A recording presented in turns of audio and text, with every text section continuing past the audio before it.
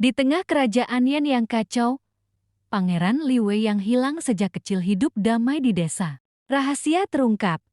Ia pewaris sah tahta. Dengan sahabat setia, Xiang Hao yang kuat, Chen Feng si ahli strategi, Wang Dong sang logistik, dan Lin Zhu yang cerdas, mereka merencanakan pemberontakan. Pertempuran sengit terjadi, Li Wei menghadapi pamannya yang tiran. Di tengah kekacauan dan penderitaan yang mencengkeram kerajaan Yan, desa Qingquan bagaikan oase di padang gurun. Di sana, Li Wei, seorang pemuda tampan dan berotot, sedang membajak sawah. Sinar matahari menyinari wajahnya yang penuh ketenangan. Li Wei, kau bekerja terlalu keras? Istirahatlah sebentar, seru Mei, ibunya, sambil membawakan minuman dingin. Ibu, aku hanya ingin memastikan panen kali ini berhasil, jawab Li Wei sambil tersenyum. Kita harus membantu desa ini tetap makmur. Kau memang anak yang baik, kata Li, ayahnya, sambil menepuk pundak Li Wei. Tapi ingat, kesehatanmu juga penting. Tiba-tiba, Xiang Hao, sahabat Li Wei, datang berlari dengan wajah khawatir. Li Wei, ada pedagang tua yang mencari kepala desa. Katanya, ada berita penting, serunya. Berita penting? Apa mungkin ada masalah di ibu kota? Gumam Li Wei. Di balai desa, pedagang tua itu sedang berbicara dengan kepala desa, Lin Zhu. Putri Lin berdiri di samping ayahnya dengan wajah penasaran. Kepala desa Lin, saya harus menyampaikan berita yang sangat penting, kata pedagang tua itu dengan suara gemetar. Pangeran Zhao, dia adalah seorang tiran. Rakyat menderita di bawah pemerintahannya. Kami sudah menduga hal itu, jawab Lin dengan nada serius. Tapi apa hubungannya dengan desa kami? Pangeran Mahkota, dia masih hidup, seru pedagang tua itu. Saya mengenali wajahnya. Dia adalah Li Wei. Suasana di balai desa menjadi tegang. Lin Zhu menatap Li Wei dengan mata terbelalak. Apa maksudmu? Paman, tanya Li Wei dengan bingung. Aku hanya seorang petani biasa. Tidak, nak. Kau adalah Pangeran Mahkota Yan, putra dari Kaisar Yan yang dibunuh oleh Pangeran Zhao. Seru pedagang tua itu. Aku bersumpah, aku tidak mungkin salah. Li dan Mei saling berpandangan dengan wajah pucat. Mereka tahu bahwa rahasia mereka telah terbongkar. Li Wei, nah, kami harus memberitahumu yang sebenarnya, kata Li dengan nada berat. Kami adalah mantan Perdana Menteri di masa pemerintahan ayahmu. Kami melarikan diri ke desa ini untuk melindungimu dari Pangeran Zhao. Jadi, aku seorang pangeran, tanya Li Wei dengan suara bergetar. Semua ini terlalu sulit dipercaya. Aku sudah tahu sejak lama, bisik Lin Zhu sambil menggenggam tangan Li Wei. Ayahku adalah salah satu dari sedikit orang yang setia kepada ayahmu. Kami akan membantumu merebut kembali tahtamu.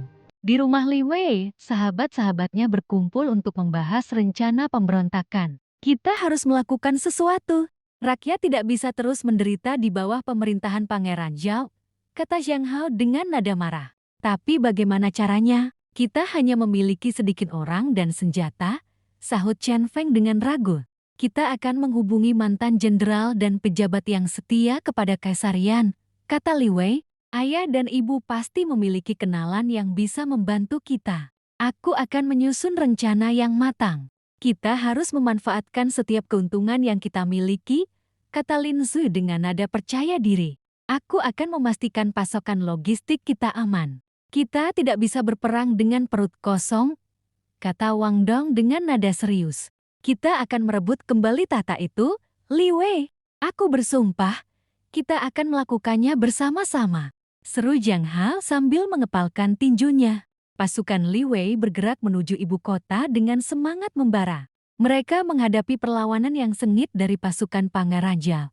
Tetapi mereka tidak gentar. Maju terus. Jangan biarkan mereka menghalangi jalan kita, teriak Li Wei sambil memimpin pasukannya. Serang, demi Kaisar Yan yang sejati, seru Jiang Hao sambil menebas musuh-musuhnya dengan pedang.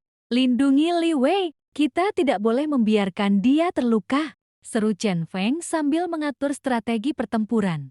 Kita harus memastikan pasokan kita tetap terjaga. Jangan sampai ada yang kelaparan, seru Wang Dong sambil mengawasi logistik.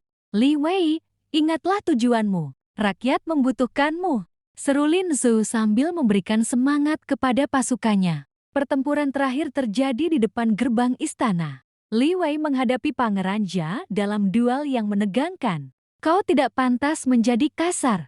Kau telah mengkhianati ayahku dan menyiksa rakyatku. Teriak Li Wei dengan nada marah. Diam. Aku adalah kaisar yang sah. Kau hanyalah seorang anak desa yang tidak tahu apa-apa. Balas Pangeran Jia dengan nada sinis. Aku akan merebut kembali tahta ini. Demi keadilan dan kebenaran. Seru Li Wei sambil menyerang Pangeran Jia dengan pedangnya. Li Wei dinobatkan sebagai kaisarian yang baru.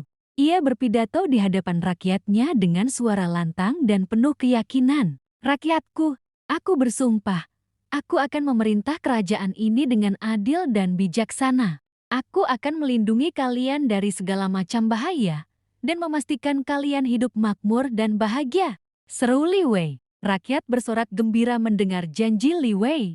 Mereka tahu bahwa mereka telah mendapatkan seorang kaisar yang sejati.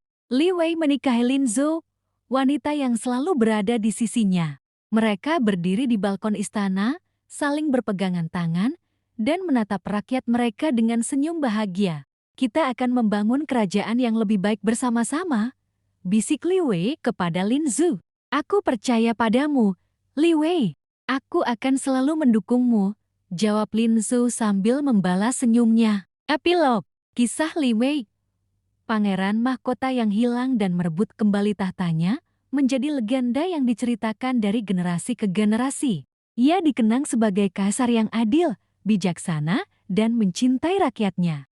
Kerajaan yang menjadi simbol harapan dan kemakmuran di seluruh dunia. Ingatlah selalu, keadilan dan kebenaran akan selalu menang pada akhirnya, kata seorang guru kepada murid-muridnya di sebuah sekolah desa. Seperti kisah Pangeran Li Wei, kita harus selalu berjuang untuk apa yang benar, meskipun sulit dan berbahaya. Ya, guru, jawab murid-muridnya dengan semangat. Kita akan selalu mengingat kisah Pangeran Li Wei